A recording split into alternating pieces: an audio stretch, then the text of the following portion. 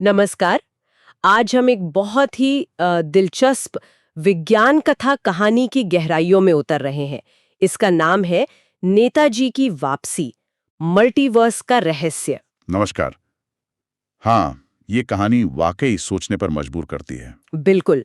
तो इसकी कहानी शुरू होती है साल 2032 में, जब एक अप्रत्याशित वैज्ञानिक प्रयोग होता है और उसके जरिए नेताजी सुभाष चंद्र बोस वो रहस्यमयी तरीके से लौट आते हैं। हाँ, और ये सब होता है दिल्ली के BQRI में, भारतीय क्वांटम रिसर्च संस्थान, जहाँ डॉक्टर आरव मेहरा और उनकी टीम मल्टीवर्स पर समानांतर ब्रह्मांडों पर शोध कर रही थी। हाँ, तो आइए इस कहानी के जो अहम मोड़ हैं और उनका मतलब क्या है उसे समझते हैं। बिल्कुल। कहानी की शुरुआत ही देखिए कितनी नाटकीय है।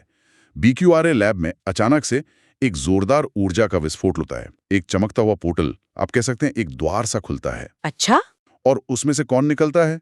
वही चिरपरिचित वेशभूषा, धोती, कोट, चश्मा, छड़ी, नेताजी सुभाष चंद्र बोस। अरे, ये तो कल्पना से भी परे लगता है। डॉक्टर आरव मेहरा और उनकी टीम के लिए यकीन करना कितना मुश्किल हुआ होगा। हाँ बिल्कुल, सिर्फ देखने से तो नहीं मान सकते थे। वही तो, वैज्ञानिक तौर पर कैसे पक्का हुआ कि ये वाकई नेताजी हैं? हाँ, यही तो कहानी का अहम हिस्सा है। डॉक्टर मेहरा ने फौरन वैज्ञानिक जांच करवाई, शारीरिक बनावट, उम्र का अंदाजा और फिर DNA विश्लेषण भी। हम्म। और सारे नतीजे चौंकाने वाले थे। सब कुछ नेताजी से मेल खा रहा था। ये कोई हमशक्ल नहीं था, ये वाकई नेताजी थे, जो किसी तरह 87 साल बाद लौटे थे। कमाल है। तो फिर उनकी कहानी क्या थी? वो इन 87 सालों तक कहाँ थे? यहीं पर विज्ञान कथा वाला एंगल आता है। नेताजी बताते हैं कि 1945 का वो विमान हादसा, वो उनकी मौत का कारण नहीं बना था। अच्छा। बल्कि वो एक जापानी गुप्त प्रयोग में फंस गए थे। कहानी से टाइम वॉर्प कहती है, समय के बहाव में एक तरह का भटकाव, जिसने उन्हें हमारे ब्रह्मांड से कहीं और किसी दूसरी जगह भेज दिया। एक दूसरे समानांतर ब्रह्मांड में पहुंच गए वो। हाँ बिल्कुल। क्या कहानी ये भी बताती है कि वो दुनिया कैसी थी जहां वो पहुंचे? हाँ, बताती है। कहानी के मुताबिक उस दूसरे ब्रह्मांड में भारत, वो ही तब भी ब्रिटिश राज के अधीन था।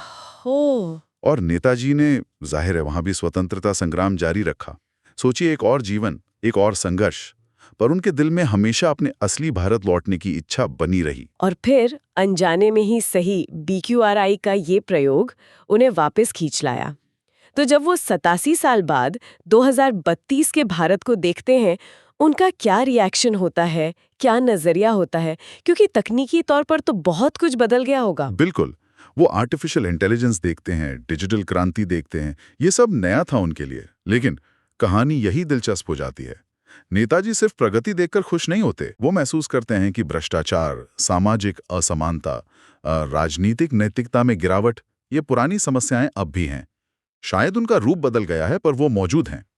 उनका एक संवाद है कहानी में, आजादी सिर्फ सत्ता का हस्तांतरण नहीं, विचारों की स्वतंत्रता और चरित्र का निर्माण है। ये तो सीधी सीधी आज के भारत पर एक टिप्पणी है। हाँ बिल्कुल। अच्छा, उनकी वापसी की खबर से देश में क्या प्रतिक्रिया होती है? एक ऐतिहासिक नायक का इस तरह लौटना तो भूचाल जैसा होगा। हाँ, जबरदस्त हलचल मच जाती है। आम लोग, खासकर युवा पीढ़ी, उनमें एक गजब का उत्साह आ जाता है। उन्हें लगता है कि शायद एक सच्चा मार्गदर्शक मिल गया है। नेताजी संसद में भाषण भी देते हैं, लेकिन राजनीतिक दलों में मतभेद उभरते हैं। अच्छा। कुछ दल उनका स्वागत करते हैं, पर कुछ उन्हें शक की नजर से देखते हैं। यहाँ तक कि कुछ उन्हें काल्पनिक व्यक्ति या किसी प्रयोग का नतीजा कहकर खारिज करने की कोशिश भी करते हैं। लेकिन कहानी में एक और परत है ना? वो सिर्फ इतिहास से लौटे एक बुजुर्ग नेता नहीं है।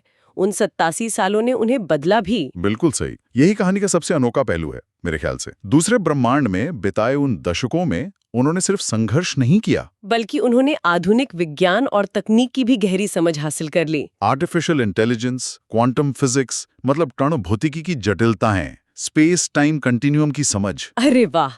तो वो अतीत के नायक तो हैं ही, साथ में भविष्य की समझ भी रखते हैं। ये तो उन्हें बहुत शक्तिशाली बना देता है। हाँ बिल्कुल, वो सिर्फ भावनात्मक अपील नहीं करते, उनके पास भविष्य के लिए एक ठोस वैज्ञानिक और नैतिक दृष्टिकोण भी है। वो भारत 2.0 नाम की एक योजना भी पेश करते हैं। भारत 2.0? हाँ, जिसका लक्ष्य विज्ञान, संस्कृति और नैतिक शासन को मिलाकर भारत को सही मायनों में विश्व गुरु बनाना है। लेकिन तभी कहानी में एक वैज्ञानिक संकट भी आता है क्यों? जिस तकनीक ने उन्हें वापस लाया वही अब खतरनाक साबित हो रही है। हाँ, BQRI के वैज्ञानिकों को पता चलता है कि ये जो मल्टीवर्स का द्वार खुला है, ये ब्रह्मांडी संतुलन के लिए, समय के प्रवाह के लिए खतरा बन सकता है। तो उसे स्थायी रूप से बंद करना जरूरी हो जाता है। ओह, तो अब नेताजी के सामने एक बहुत बड़ा सवाल खड़ा हो जाता है, नैतिक भी और व्यक्तिगत भी। बिल्कुल। उनके पास विकल्प क्या थे?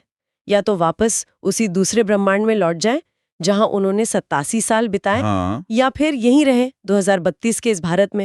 ये तो बहुत मुश्किल फैसला रहा होगा। और वो दूसरा विकल्प चुनते हैं। वो कहते हैं, मैंने 1947 में जो सपना देखा था वो अभी अधूरा है, मैं यहीं अपने लोगों के बीच रहूंगा। और इसके साथ ही वो मल्टीवर्स का द्वार हमेशा के लिए बंद हो जाता है। तो कहानी का सार ये है कि नेताजी एक तरह से एक असाधारण यात्रा से लौटकर आधुनिक भारत की जो जटिलताएं हैं, जो चुनौतियां हैं, उनका सामना करने का फैसला करते हैं, अपने अधूरे मिशन को पूरा करने के लिए। हाँ, और यही कहानी हमें गहरे विचार के साथ छोड़ जाती है। नेताजी की ये वापसी सिर्फ एक रोमांचक साइंस फिक्शन का प्लॉट पॉइंट नहीं है। ये आज के भारत की स्थिति पर, उसकी दिशा पर एक तरह का प्रतिबिंब है। ये सवाल उठाती है कि क्या अतीत के जो स्थायी मूल्य हैं, इतिहास के ऐसे नायक जो आज की तात्कालिक राजनीति से अछूते हैं, क्या वो नेतृत्व का कोई अलग, शायद ज्यादा जरूरी दृष्टिकोण पेश कर सकते हैं? सही कहा। और ये भी सोचने पे मजबूर करता है कि तमाम खामियों के बावजूद अपने देश में रुककर उसे बेहतर बनाने की जो जिम्मेदारी है, उसका क्या मतलब है? ये वाकई एक विचारणीय बिंदु है।